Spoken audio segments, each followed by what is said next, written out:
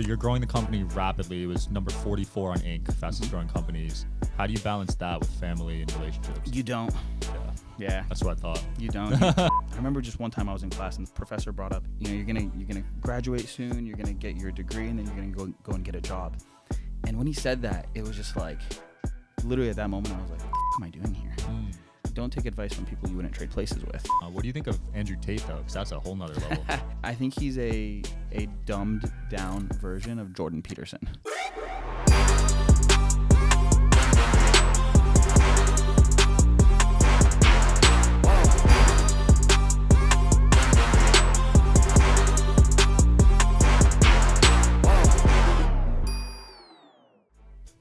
Welcome to the Digital Social Hour, guys. I'm your host, Sean Kelly. I'm here with my guest today, Mo Falah. How we doing? Doing well, man. How are you? I'm good. I'm in your city. You're in my city. 305. You just moved here, right? A couple months ago. How is it? It's the best. Yeah? Yeah, I lived here in 2018, and I left because I went to go build my company. So, but I've ever since, like literally since the day I left, I've wanted to come back. And we opened up an office here recently, so gave me the good opportunity to make it here. Absolutely. Let's dive right into it. So was this company your first journey in the entrepreneur space, or were you doing stuff before? So I've always kind of been entrepreneurial before it was cool, before I even knew what it was. The idea of like getting a job and getting paid to do something never made sense for me. What always made sense to me was if I could buy something for 10 and sell it for 15, I can make that 5. Right. That always made sense to me. Growing up, like when I was asked like, what do you want to be when you grow up? There was never a job description. There was never an idea of it. It was just like, I just want to be like successful. Right. Like, that's it. So, and I just found my way, always winning on margin. Yeah. Dude, you've come a long way. When I first met you, you were 1 year into the company, and I think you had 20 million in sales. Yeah, 28 and a half. 28 and a half. Yeah. And now you're at over 9 figures, right? Yeah. It's insane. I mean, how did you, I guess let's take it year by year. The first year, how did you even get to 28 million? I mean, belief. It was when COVID hit. So it was 2020 when COVID hit, and everyone was panicking. And it was like, Grant Cardone's a big mentor of mine, and something he said that I told my team, it was like, when everybody contracts, you expand. It's like the perfect opportunity for you to expand when everyone's contracting. And at that time, there wasn't like a crazy amount of leadership in the United States. Everybody was kind of cowering and contracting. And I was like, we're not going to let this thing get in our way. First of all, I was 3 months into starting my company. And I was like, I'm not going to let this thing fall because of some virus. I'm just not going to allow that to be the reason why I fail. And so I just pushed. I pushed heavy, and I kind of ignored everything. And I was just getting loud. I was like, hey, like, has your job displaced you? Have you not? Do you not have work? Do you not like working in your office anymore? Are you having to relocate, find new work? And I just kept on pushing and promoting, like a ton of promotion of opportunity and freedom and earning great income. And a lot of people got attracted to that, and I just kept pushing despite everybody else was kind of contracting.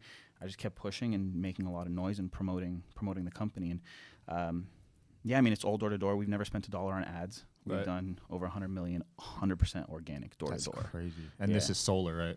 Yeah. So from year 2, you went from 28 to how much? It's 72. 72. So you doubled pretty much second year. And was that just more of the same thing you were doing? Yeah, it was more of the same thing. Bringing in great people, having great leaders. We expanded. Now we're in 4 different markets. So LA, Houston, Tampa, and Miami. Having great leaders that actually care about the vision and are aligned with you, and them, really, really just caring about the company, caring about, great. I think you don't have to have a C title to be an executive. And an executive is somebody who's competent, can see things through to an end, and cares about not only themselves or the employees, but also the company. And so like you have to be able to care about both, and you can't be too one-sided on either way. And if you care about the growth of the company and you care about the growth of the people, both collectively, you make for a great executive. And I think that anyone who can run and manage a team has the qualifications and abilities to be an executive. And so we empower the team leaders in our organization to really treat it like it's their business. They get to make, we don't micromanage the way that they do things. They have authorities on being able to make decisions for themselves. We give them guidance on, what to do, what not to do. But we let them go out there and we let them try and fail. And if they fail, we come in, we provide coaching and correction, but we really let them treat it like it's their own business, and they get to plug into our platform, and we provide all the support and resources. So I think bringing in really, really great people, and after the first year, we were like, holy crap, like we did something pretty big. We just kept on adding more power into that, and I think that's what helped us grow even bigger. I like what you mentioned about caring about people, because I feel like a lot of solar companies are just it's a numbers game for them, but you really care about your team. I see you doing team building activities all the time. You even just went on a yacht and took them all out, right? And last year, I think you went to Colombia or somewhere with them. So we did Peru. We did a charity trip to Peru. Built an orphanage there, took 15 team members, made the donations on their behalf, took them there. We've done the Virgin Islands, we've done Tulum, we've done Cabo, we've done Breckenridge. We just did Breckenridge. We did Yosemite. We've done a bunch of things because bringing the team together and it's not like making money is it's cool, right? But it's like if you don't have great people that you can spend time with and enjoy those moments with, it's like having relationships is just so freaking important. And when you're able to not only make money but also have great relationships and experiences with people, it's like, dude, nothing tops that. It's like I'd rather have a great community around me and less money than a crap ton of money but nobody to spend my time with. Interesting. So where would money rank on your list? And what's the list? Let's say like family, friends, food, whatever, like important things in life. I mean, the reason I make money is for food. So facts. I love food, man. Yeah. No, I'm kidding. Money's very important. It is really important, but I think relationships probably is number one. Okay. Relationships is number one. I think family is probably number two. And when I say family, I don't necessarily mean like your parents, your brothers, your sisters. I think more a family that you create, which would be your spouse, your girlfriend, your husband, wife, and then your children. Like, so you put friendships before your significant other? Relationships, they kind of fall in together. Got it. It's relationships that you have with people. Yeah. Okay. And then family, like the family that you create. But relationships, I mean, they're all kind of. It's similar. Yeah. It's kind of similar, but. If I had a family today, if I had children today and a wife and all that'd probably rank first. Right. But right now I don't have that. So yeah. Yeah. So you're growing the company rapidly. It was number 44 on Inc., fastest growing companies. How do you balance that with family and relationships? You don't. Yeah. Yeah. That's what I thought. You don't. You can't. Balance comes after, right? Temporary imbalance to create long-term balance. Right. So you're sacrificing your time now to get it back later. Yeah. Trading, it's the same thing that I do with money. So like you trade your time now for more time later. Yeah. And you trade your money now for more money later. Right. So the further I can push my money out into the future, the better it ultimately is, because money tomorrow is worth more than money today. What do you mean by that? Like, if I can take $200,000 today, it serves me $200,000 today. But if I can go invest that and place it somewhere where, in maybe let's call it 5 years, comes and spits out, $350,000, right, that's more valuable. Got it. Have your money work for you. Of course. So you went to college. I'm curious what your experience was like, and if you would go back knowing what you know now. I went to college for a couple of years. I dropped out, I think, like 3 years in. Full ride. Tuition. My father was a professor, so he was an academic. Oh, okay. Yeah. So didn't have to pay for my tuition or anything like that. There was a period where I don't remember what kind of class that I was in, but I was already making good money. I was in real estate. I was doing wholesaling. I was flipping cars. Anything I could get my hands on, I was doing to flip. And I was making I was probably like 19, 20 years old, and I was already making a 6-figure income. And there was a professor that brought up. I remember just one time I was in class, and the professor brought up, you're gonna graduate soon. You're gonna get your degree, and then you're gonna go and get a job. And when he said that, it was just like, literally at that moment, I was like, what the fuck am I doing here? I was like, I'm not interested in getting a job and going and working for someone, and I'm already making a 6-figure income at this point. Just scrambling around trying to flip whatever I can. I was already doing fairly well for a 19, 20-year-old. Right. And I was making more than some of the college professors. And there's this other line that sticks with me, and it's like, don't take advice from people you wouldn't trade places with. And a lot of these individuals were just not people who I would want to trade places with. Like I have huge goals and aspirations, and if they've never done it before, why would I listen to them? Right. Interesting. And when you were doing solar door to door, I mean, you're getting denied all the time. Was that a toll on you mentally? Or were you just embracing it? No. I mean, it's all part of the numbers, right? Like let's say it takes you 50 no's to get a yes, and that yes pays you $10,000, for example. Every time someone says no to you, you're getting paid $200. So I was like calculating every time someone said no to me, be like, yeah, $200. If I knock on the door and they open it, not interested, close it, I'm like, fastest $200 I ever made. So it's there's safety in numbers, right? Like the more numbers you do, the more cold calls you make, the more people you interact with, you're safe. But if you keep your numbers low, you're unsafe. You're playing way too much of a risky game. So the thing for me, it was never any like crazy talent that I have. I'm not, I'm not super great at technology or software or really understanding things. I'm a super, super hard worker. I don't give up. And I think it's my grit is what ultimately allowed me to go. Like I just work so freaking hard. I wish, I wish I had the talent of Jeff Bezos or Mark Zuckerberg or Elon Musk. Like I wish I had that type of talent. For me, I don't have what they have. I just can freaking work. You got the work ethic. That's it. It's right. it's the work ethic. It's the grit and like never letting anything get in your way. So yeah, I mean, like no, it's not even really rejection. It's just part of the game. Right. That's just it. What was your go-to line when you were doing door to door? Yeah. What's my? This was a while ago. Yeah. I'll knock on the door. So we use software. That tells us the name of the homeowner. Really? Yeah. Whoa. So it's public record, public information. Okay. So you click on the home. It has the address, shows their credit score, their income. No way. Yeah, everything. Wow. So you knock on the door and it says the last name. So like you knock and you step away and you go, hey, is this the Jones residence? And when you communicate like that and your tone is a certain way, it sparks curiosity. So curiosity, 1, and 2, it's like there's authority figure there. How do I know that their last name is Jones? I'm not just some random door-to-door knocker. Right? If I know this person's last name, it's probably something important why I'm there. I'll be like, yeah, so the reason I'm stopping by is just a little bit different.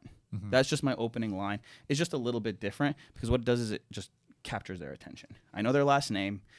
I'm here for something a little bit different, and I'm trying to capture their attention and spark curiosity. If you can keep somebody curious about something, you can keep them engaged. Like, if that's why you think of an animal, you think of a cat. If there's a loud bang that happens in another room, your cat's gonna get up and it's like gonna try and figure out what the heck is that. It's because curiosity is what sparks people to move forward down a path. Right. And so my whole entire goal is to keep them curious. Interesting. Yeah, that's crazy. If someone pulled up to my house and knew my name, I'd be definitely curious. Like, is this the Kelly residence? Like, yeah. Like, what are you doing here? Yeah, and I like who are you? I like solar because it's a win-win. Honestly, you're helping them save money. The only people who lose is the utility company. Yeah, it's the only people who lose. And that I don't mind them losing. Yeah. I mean, they already have a ton of money. They do. I mean, like you're giving power back. You're giving power back to the people. You're giving money back to the people. There's no possible way that when someone signs up that you can hurt their situation, unless you lie to them. Right. Like if you just tell the truth, they will buy. Right. If you lie, like they'll probably buy too, but then they'll end up in a worse situation. Yeah. You don't have to lie. Yeah, it's an easy sell. I mean, you're saving the money in the long run. After how many years would you say they're breaking even? Most of the time, year 1. What? Like day 1. Oh, that's a no-brainer then. Yeah. So it's like because we finance it, right? We'll finance it over 25 years. They don't have to put any money down. If they're paying $200 a month for their electricity, or they'll pay $150 to own the solar. Yeah, it's a no-brainer. Day 1 savings, they own the asset, payments never go up, it's equity. If they sell the house, they transfer it just like they transfer the utility bill, increase the home value, doesn't increase your property taxes. It's like there's no way you can possibly hurt someone's situation. And they're saving money immediately. Yeah, one of my best friends in Jersey growing up had solar panels, and he was like the only one in my town, and everyone thought he was crazy. I didn't know you're from Jersey. Yeah. That's cool. You from there? No, Ohio. Oh, okay. Well, I was born in Toronto, but I grew up in Ohio. Okay. Yeah. What states excite you for solar? Like any upcoming states? Or are you sticking with the 4 you got now? Yeah, we're in the top 3 states. So Florida, Texas, and Cali for the last 4 years in a row were the top 3. Okay. That's where we're at. There's a lot of inventory, a lot of sunlight. Yeah.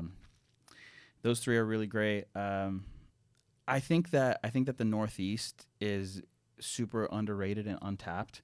Like the tri-state area, Massachusetts, Connecticut, Rhode Island. Yeah. Like those 3 right there, I think there's a ton of promise.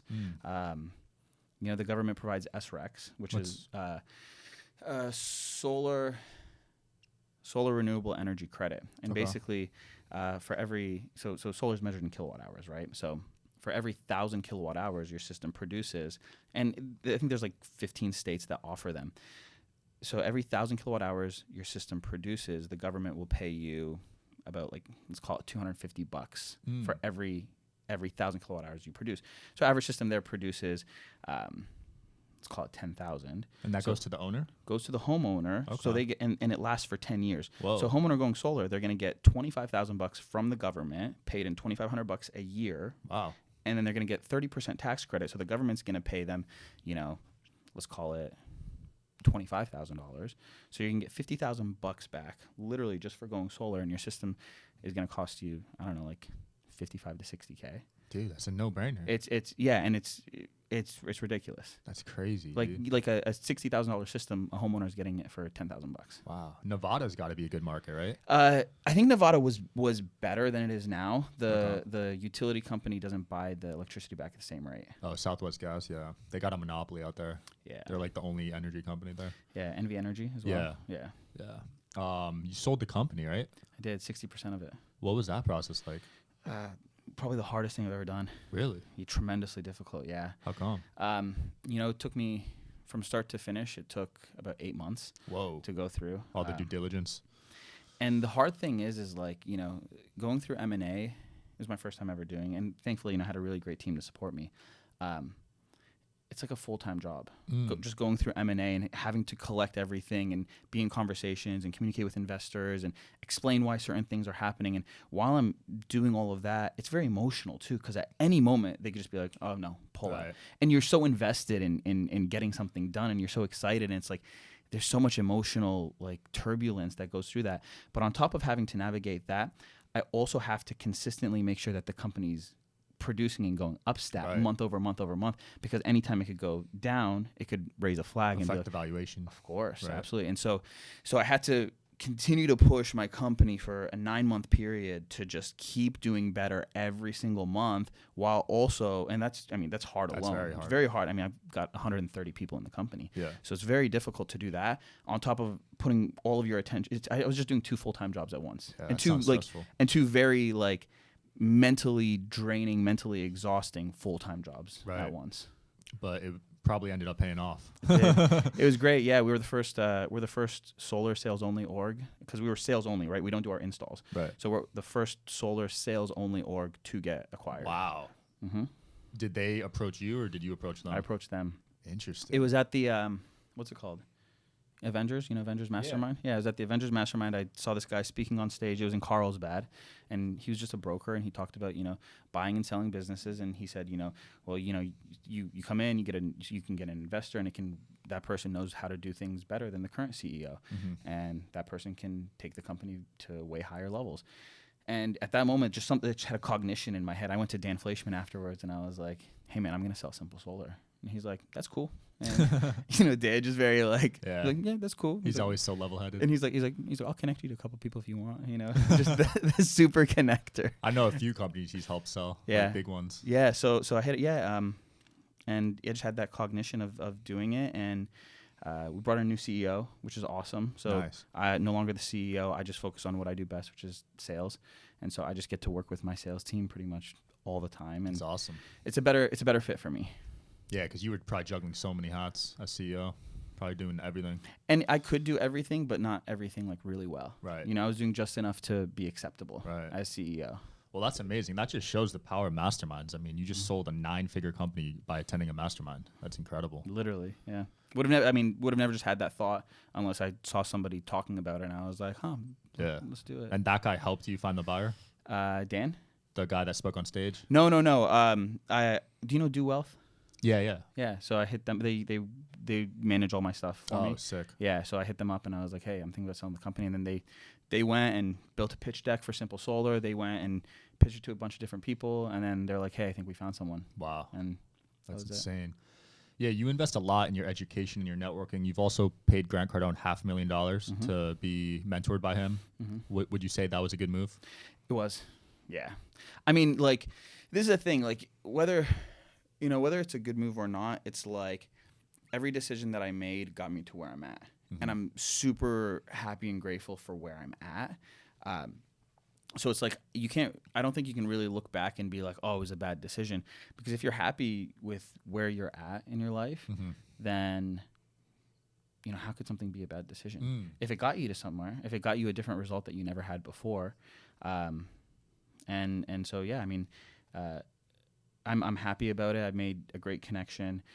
I've learned a ton. I've learned a lot about myself. Right. And it got me to think bigger. That's awesome. What were some key things Grant Cardone told you that you were really opened your eyes? There was a time I lost 50% of my company overnight. I had some people in my company that I think ego got in the way. Okay. And aside from ego getting in the way, there were things that I could have done better as a leader that I neglected to do. And I wasn't able to get on common ground with some people. Okay. And they ended up leaving. They ended up leaving, starting their own thing. And it was my first time ever losing that many people. It was like, it was like 50 people overnight. Wow. And literally overnight. I was like, whoa, reality check. And I hit him up and we got on a Zoom call and he's like, one day you're going to lose 500 people overnight. He's like, you just got to 10x your problems. He's like, you just got to have bigger problems. He's like, the problem is that you had was that, he's like, you just don't have enough people. He's like, if you had enough people, he's like, losing 50 wouldn't matter to you. And so it just got me like thinking bigger. There was a time where I was like really concerned about tax. I was spending a lot of time on taxes and trying to figure out like best plays for taxes. And he's like, dude, you don't have a $500,000 tax problem. He's like, you need to be thinking like, how do you pay $5 million in taxes? And I was like, I'm focused on the wrong target. Right. Like I'm putting my attention on like the expenses and the taxes, and I'm not putting my attention on the income. Because I mean, I'm sure a lot of people would rather spend $5 million in taxes than $500,000. Right. It means you're doing quite a bit more. Making way more. Yeah. You're making way more. Yeah. That's crazy. I liked what he did with the jet purchase to write off the taxes that year. On December 31st. Yeah, that was genius. He was like the first person that I saw do that, and now everyone's doing it. Yeah. He's great. He's a good dude. What do you think of all the hate he gets? It's required. It's required. Yeah, it's required. It's if there's this quote that I saw is like, if you wanna, you probably know it. I can't think of it exactly, but it's like if you don't want anyone to talk shit on you, then don't do anything. Say nothing. Say nothing. Do nothing. Be nothing. Yeah, right. It's like if you want to avoid the hate, say nothing. Do nothing. Be nothing. But as you grow, you're automatically gonna get people. It's like a prerequisite to success. Yeah, you're not successful unless you get some hate, for sure. Yeah, and the more hate's just like a twisted version of love, and they're not hating on you. They're more so hating on themselves that they gave up. It's a problem that they have with themselves. It's not a problem with you at all. It's never a problem about you. It's a problem about themselves, that they're angry that they just didn't do it themselves. And they don't know how to accept responsibility for that. And so they like to shove and push blame onto others. That's deep, bro. Yeah, I never thought of it that way, but that's facts. Like, they don't have a problem with you. No. They don't know you. No, not at all. And if you probably met them, they'd probably really like you. Probably. There's guys I meet online or in person that have that persona online of flexing and stuff, and they're always the nicest dudes. They're just doing it for branding. Like, they're flexing the cars, flexing the jets. But when you meet them, they're a good dude. They're family-oriented. Chill, Yeah, I've noticed that. What do you think of Andrew Tate, though? Because that's a whole nother level. I think he's... I like him. You like him? I do. He just got out of jail. Yeah. I mean, I think he's good. I think he's going to bring out some fire content. Yeah. You got 3 months alone in a single room. You're going to... Especially if you're a guy like that, you're going to think of some stuff to say. He says it how it is. He's very direct. He doesn't care. He doesn't care about the opinions of others. And I think he inspires a lot of people. I mean, I think he says a lot of really, really great things. He inspires a lot of, especially in this world that we're in today. I think there's a lot of suppression around individuals going out there and just like making it for themselves. And people are often put in a position to think smaller, to do less, to create justifications for their failures and not accept responsibility for them. And I think what he does is he just says it as it is, that it's not acceptable to be in that position. If you want to change your life, it's up to nobody but you. Right. And I think I think it's funny. I think he's a dumbed down version of Jordan Peterson. I see similarities now that you've said that. Jordan Peterson is very sophisticated in his communication, and not everyone can understand him. Like, you have to have a certain intellect level to understand him. Yeah. But he says very similar, if not the same things that Andrew Tate says. But Andrew Tate just dumbs it down so everyone can understand it, and that's why Andrew Tate is bigger and more people know him, because it's easy to understand and comprehend. But him and Jordan Peterson say the same exact things. Very similar. I would love to see them on a podcast together. That'd be hilarious. What do you think of Jordan Peterson getting canceled right now? It's I'm Canadian, and I've seen a lot of things happen in Canada that makes one not super proud of the country. They shut down everything more severe than almost any country in the world. Yeah. And, it's like somebody who was very well respected and well admired, and was placed on a very high rank, was brought down because of his beliefs. And it's like, everyone's entitled to their own beliefs. Somebody can believe what they want to believe, and they should have the right and ability to communicate about what they believe. Because it's like, if you believe in something and you know it to be true, and it's for the betterment of society, but you refrain from communicating that, and you withhold that information for fear of what other people will think, it's like you're doing a detriment to society. Because if enough people... There are way more people that think the same way that Jordan Peterson think, that just don't speak up because they're afraid of what other people are going to say. But I really think that you're doing a detriment to society if you're not speaking up and just being very real about what's happening. Absolutely, I agree. Mo, it's been a pleasure, man. Any closing comments? No, man. I appreciate you having me on here, and we gotta do some badass dinner sometime. Absolutely, man. Where can people find you? Instagram, Falah the Leader.